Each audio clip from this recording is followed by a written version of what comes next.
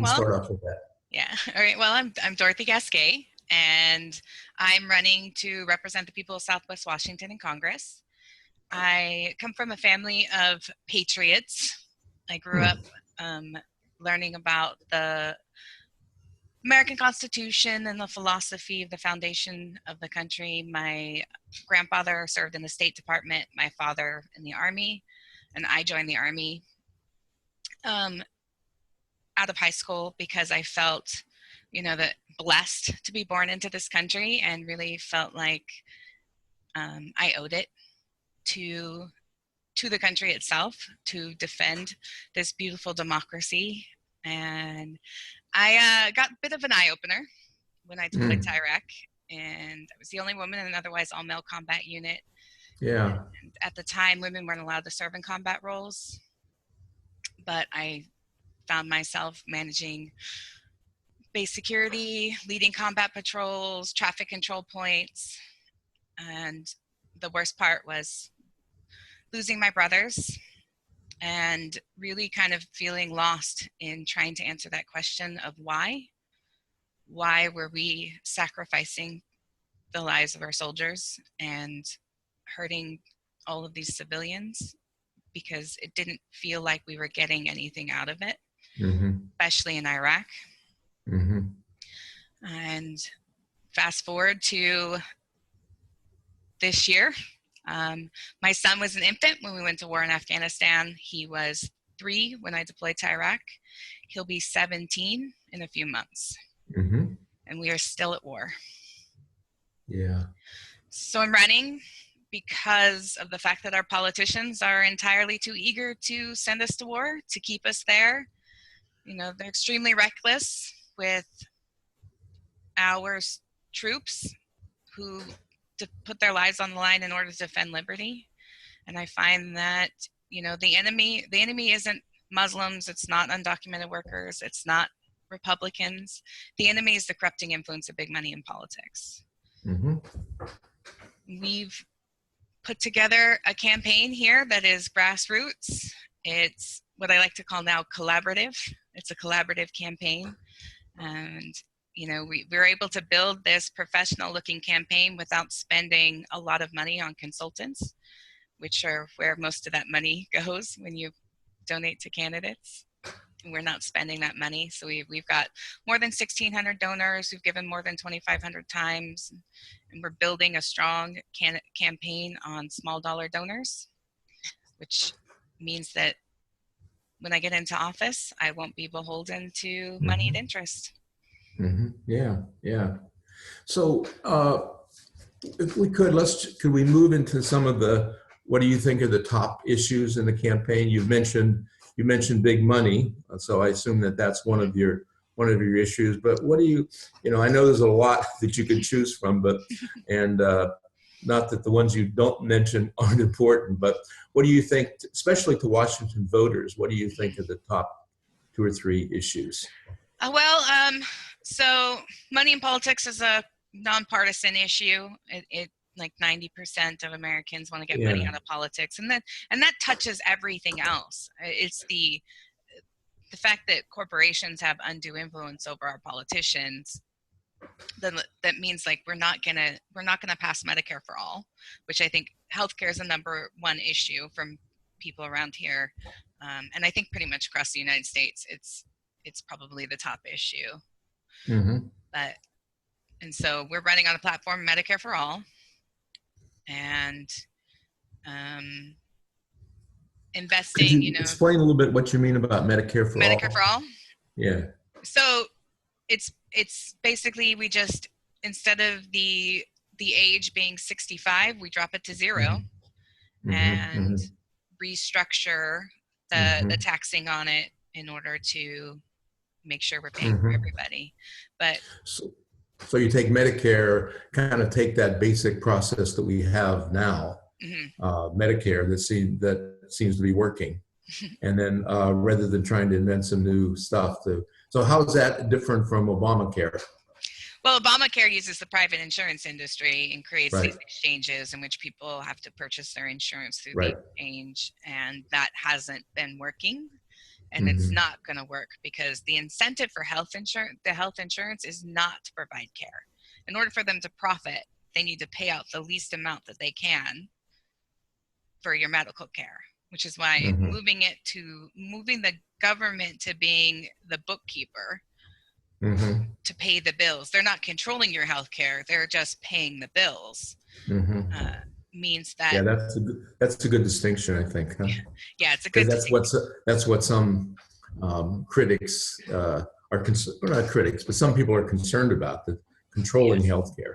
Yes, yeah. And a lot of that, it's misinformation on purpose. It's to get you to think that it's going to change your relationship with your doctor, which it's not, because your doctor is still going to be a free agent and can determine for his or herself whether or not they want to take Medicare. The private insurance could still function, and it does, like in Canada, where they have a single payer healthcare system.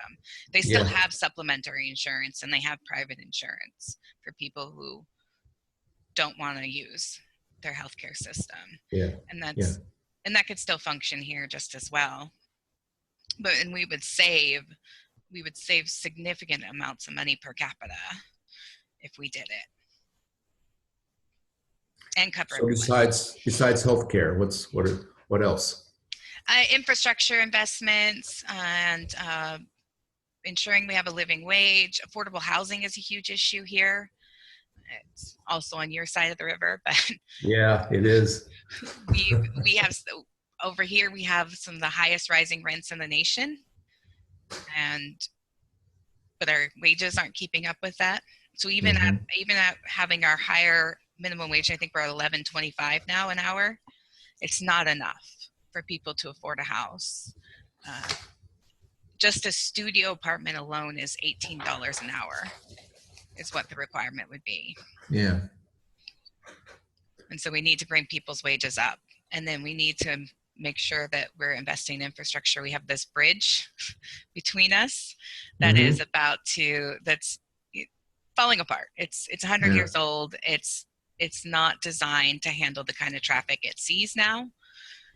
So we need a bridge replacement, and it's an interstate bridge. So the federal government should be picking up the tab instead of having this back and forth fight that we have over who's going to pay for what. And then, I mean, those would be the top three issues, I think. I mean, we can get into a whole lot more. We've got issues with the ocean acidification, forest management. My big thing is veterans issues, being a combat veteran myself. And I just want to make sure we're taking care of our vets. So I had a question I was going to ask sort of toward the end, but you brought it up. So you mentioned this sense of wages not keeping up, and people having a sense of things, even though there is been a nice recovery, right, since 2008, people not getting a sense that their wages are recovering, so to speak. Huh? So how do you explain the sense of many people that they're being left behind, even in an economic expansion? First of all, how do you explain that when people talk about that? How would you say that why is this happening? Because it's about perspective. If you're wealthy, the economy's booming. Stock market is up. Corporate profits are up. Everything is great. But if you're just the average, normal, everyday American, the economy has been going downhill for decades. And so even when we have these peaks of economic boom, it's not trickling down. It's not coming to the rest of us. And so wages have remained stagnant, and the cost of living keeps going up. And so people are down here, and people just keep falling behind, and we get this massive income inequality. I've been working on trying to come up with ways to rephrase this conversation and let's talk about the people's economy versus the business economy. And what do you mean by that? That the way that we measure economic success is the stock market, corporate profits, GDP growth, and we're not measuring economic success by the fact that we've got now the second generation in American history entering into adulthood worse off than their parents. So we've now had a full generation of economic decline. And the fact that affordable housing is a problem, wages not keeping up with the cost of living, the sheer number of homeless children we have in this district should make people step back and go, there's something better we can be doing. So in just 2 school districts in the 3rd Congressional District, we have more than 4,000 identified homeless children. So when we look at these economic indicators, we can see an economy that hasn't been good for a long time, and that is continuing to decline, versus the way that the media and government officials talk about the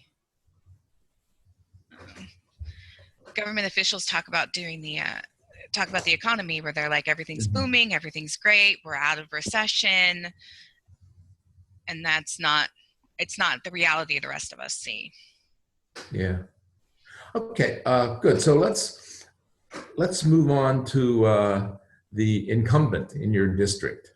I believe her name is Jamie Butler. Yes. So what can you say about her voting record, or her sources of contribution? What does that reveal about her? This is kind of a softball for you. Yeah, it's a softball. Yeah, I mean, but what about her voting record? Her voting record's pretty standard Republican voting record. She votes along Republican lines, and she's voted. I believe she's now at an 88.5% rating, Trump approved, like Trump rating, voting rating. So she's voting pretty much the way that Trump wants things done.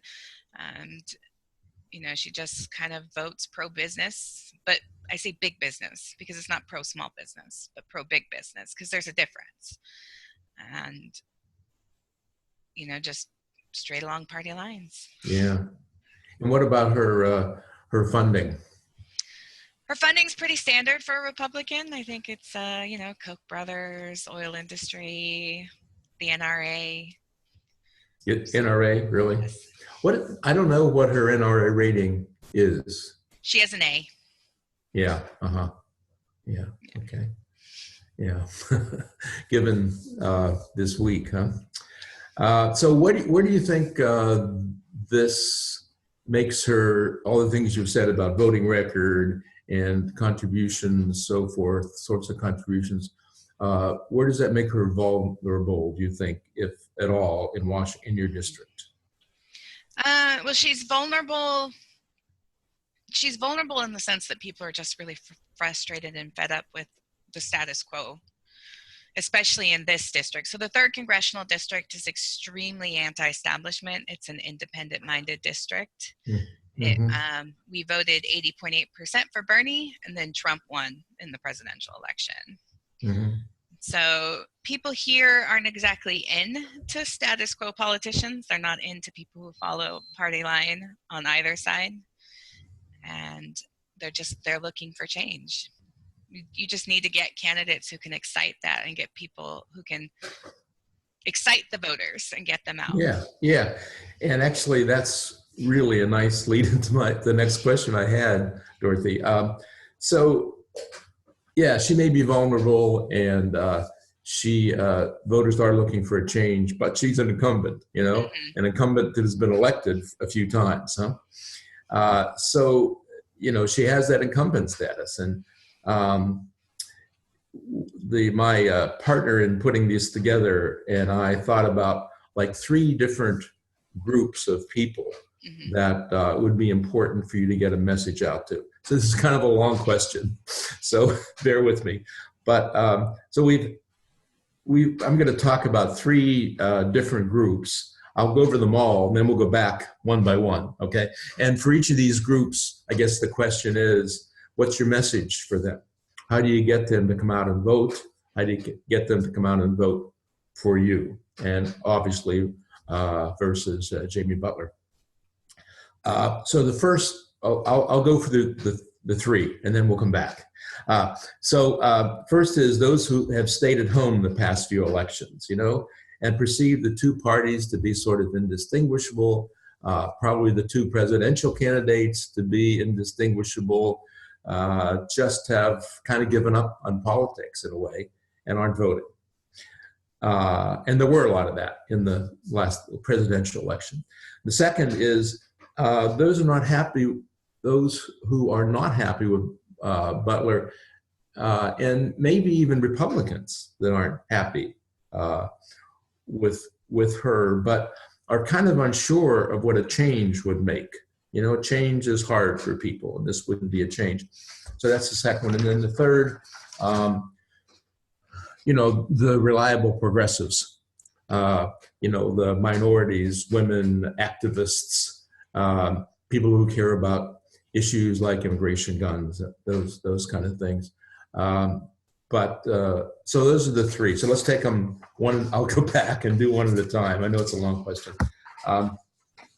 First of all, those who are kind of ambivalent, just really don't seem to care and don't seem to think that either party or either candidate can change things. What would be your messages for them? Well, the easiest way to get that message to them is to talk to them, to get to their doors. And we tend to, in politics, ignore these people. The standard is for campaigns to knock on the doors of people who have voted in the last 4 elections. And so we ignore the people who have stopped voting, or who have never cast a ballot. Mm-hmm. They're harder to reach, right? Because those data aren't as available. Yeah. So we have we go knock on their door. So we're doing something different that most campaigns won't do. We'll go knock on their doors and tell them, we get it. I was in the same place after Obama's first term. And seeing the way that he was going to not go after Wall Street, and he was not going to do the things that he said he would do, I lost faith. And Bernie brought me back because he reminded me that our values are the same. We share these values, and that honest politicians do exist. And he gave, and he sparked this movement. He brought people to the political process who had given up or who had walked away. And he brought people from both sides to come over. I think just giving this message of hope, but with truth. Mm-hmm. Right? Just saying, we can change things, and we can do better. And us not taking that corporate money, not taking that corporate interest money, focusing on small dollar donors, means that we're clean. We can show people our FEC reports with no worries. Like this is because you think maybe that's maybe you're inferring then that's one of the reasons that people have dropped out, because they don't think it's fair, because it's a not level playing field and so forth. People, the system's rigged, and the system's rigged against the people, so they've given up. Or in the case of young people, that's just they've seen this their entire lives growing up, and so they don't see a point. They don't see a reason to vote, because they figure, what difference does it make?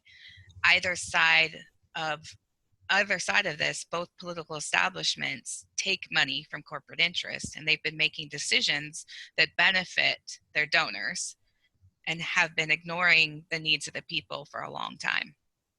Good. So what about that next category, the people, maybe even Republicans, the people that just aren't happy for one reason or another what Jamie Butler has voted for or has done? And this how do you get to them? Because you're a Democrat, and you're you're using progressive words here. Yes. It's okay with me, but when we poll people issue by issue, the majority of Americans are actually more progressive than the parties are. And so the Democrats have chased the Republicans right. There's a whole lot of space now on the left of both parties. And it's all really kind of how you talk about and frame the issues. Mm-hmm. You know, I actually share a lot of values with Republicans. You know, I come from, my grandfather was a Republican, so, and I come from a family that just, that believes in patriotism. Yeah. Which is something the Republicans have kind of maybe stolen from us, right? Yeah, they've, you know, and the Democrats shy away from it. Right. So kind of just bringing back and kind of showing that progressives can be patriotic, and that progressive policy is actually patriotic. It's good for the people.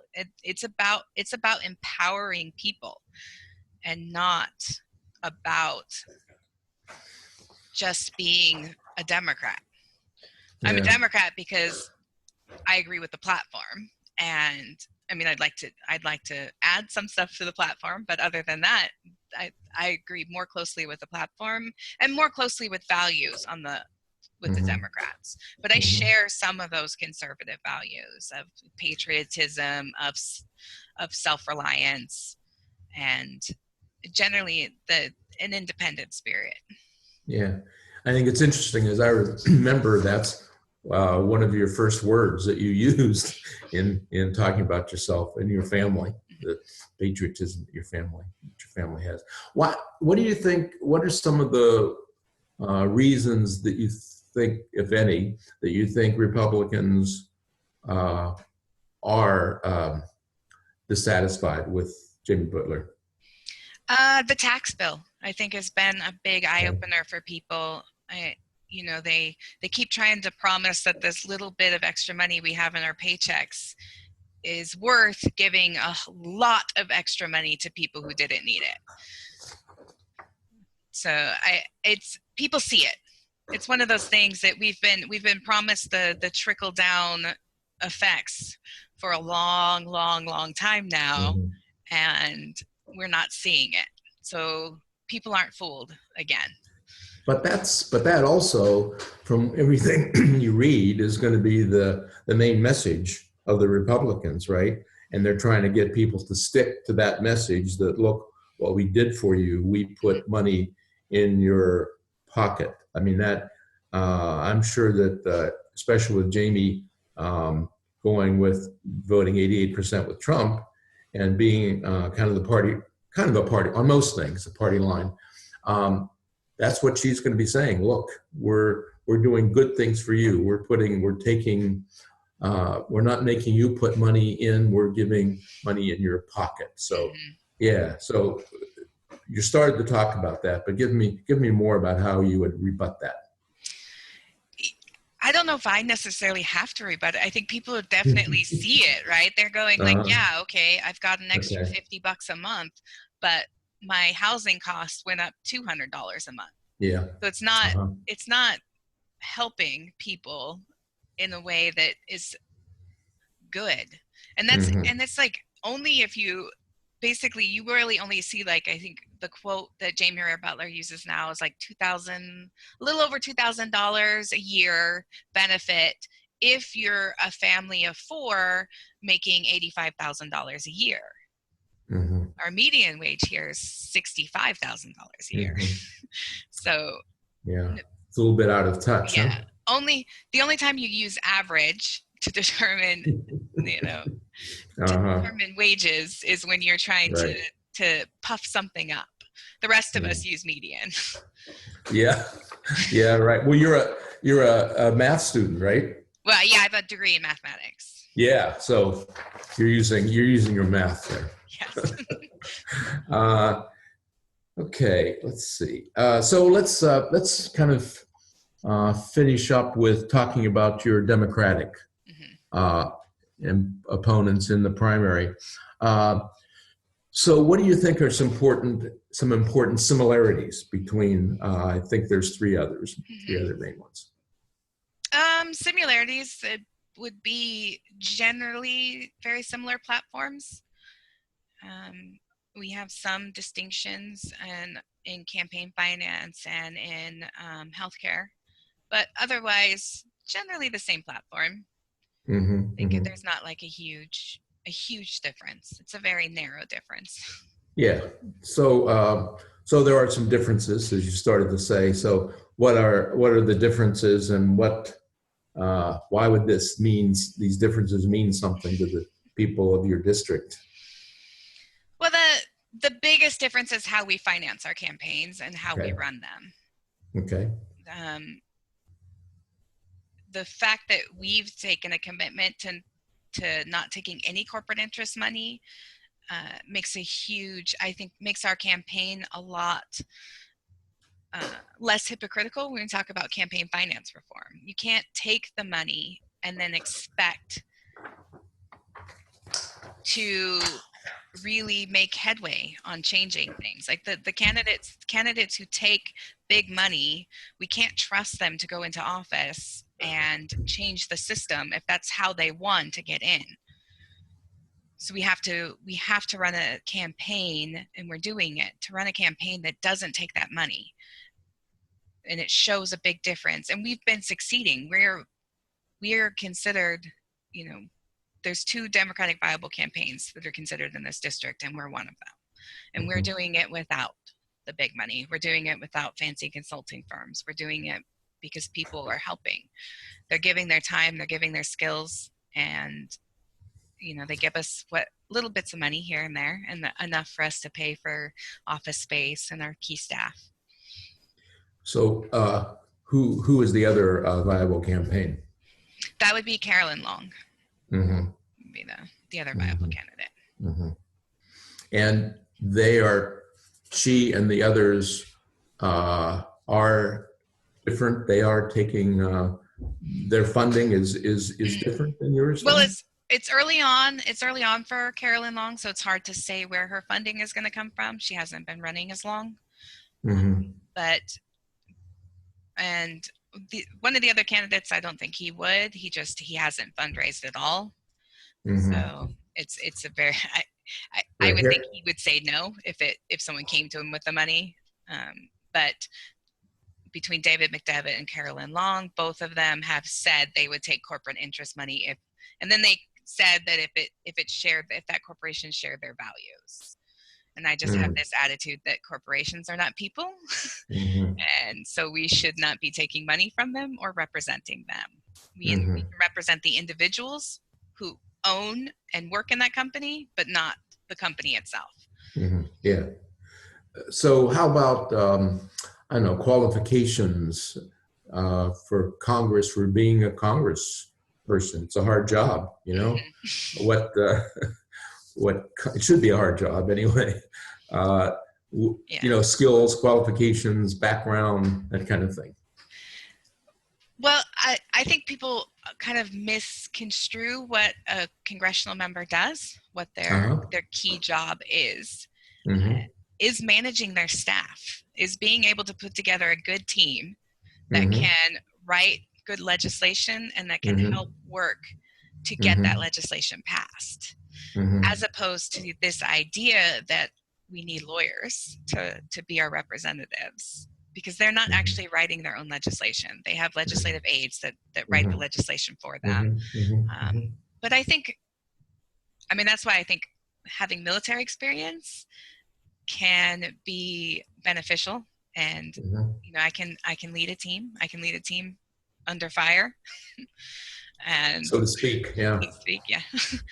And so it's how you view it, in the sense that I think we need leaders. We don't need people who are led. And a lot of times in politics, we end up with people who are led. They're led from the very beginning. They're led by their consulting firms. They're led by their donors. And when they get into office, they're led by the lobbyists. Yeah. And so they're not leaders themselves. And what this country really needs is an influx of leaders of the people. Yeah. Good. I don't want to take too much more of your time, and that's really the basic questions that two more just quick issues, though. They're not quick, but you know, with guns this week, I just can't help but mention it, and you know, it's just we're getting tired of saying thoughts and prayers to this terrible thing that happens in our country, and it doesn't happen anywhere else in the world. So what do you think in Congress, if you're in Congress, what will you do? What actions will you take for guns? Well, I mean, first and foremost, is really always everything comes back to campaign finance reform. We have to get rid of the influence the gun lobby has on our politicians. I mean, we can't even have this conversation because they tell us that we can't. Yeah. Right? It's too soon. It's always too soon. And I think that when children are dying in school, it's too late. It's not too soon. We need to be having this conversation. We need to be talking about how we can reduce gun violence in the United States, how we can make sure our children are safe, how we can be safe. I mean, it's not just in schools, it's in malls. It's all over the country. We have people who just go into public and shoot people. And that's not a problem that other countries have. Even countries that have gun ownership aren't seeing these kind of problems. And so we need to, I mean, it's like things like right now the CDC can't study the problem from a public health perspective. Yeah, there's a law against doing that, isn't there? Right. Yep. And that comes from the gun lobby. It comes against from against even doing research about the causes. Yeah. Yeah. So that's where we begin. We begin by looking at what do all of these shooters have in common? What can we do to reduce the violence? And what can we do to make guns safer? They're deadly weapons. And that's the first thing we have to come to, you know, an agreement on, is that these are deadly weapons. They're not designed, I've heard people refer to them as, you know, guns are for sport, which then maybe you think, oh, well, it's just kind of like a baseball bat or a baseball glove. Yeah. It's not. It's a deadly weapon. And guns are... You've experienced that, yes. Obviously. Yes, and I've seen what can happen even with the most highly trained people have accidents. Mm-hmm. And we had to go through a lot of efforts in Iraq to ensure that people's weapons were cleared when they got in our gates, and that they didn't go into a building like the mess hall or into any of our office buildings unless they cleared their weapon. Because it just happens, you know, accidents happen. A lot of gun deaths in this country are by accident, or they're by children getting a hold of guns. And so these are the things we can make more secure, we can make safer, and we can ensure that if people who own guns are trained and licensed to handle that weapon. Yeah, and I think your experience, I mean, you know what a gun is, you know, so I think there is some benefit to someone having knowledge about guns and what they are, rather than just kind of a concept. Yeah. So Dorothy, really thanks for doing this. It was great to talk to you, to meet you. You know, yeah. I've met people in your campaign. Your campaign manager is great, and she actually had the. Somehow found us through some social media stuff. So glad that happened. And I'll just give you one last chance. What would you like to tell us, our little indivisible group, Invincible, that's a Freudian slip, our indivisible group, about you that we haven't talked about, that I haven't asked? Well, I don't know if there's too much about me that you can't probably already figure out, but okay. Most importantly, and this is what I tell a lot of activist groups, is that thank you. Just keep it up. It's been a long year, and I know it is exhausting. Yeah. And so I appreciate it. All right. Lot. Thank you. Thanks for the thanks. And okay, good. So you're going to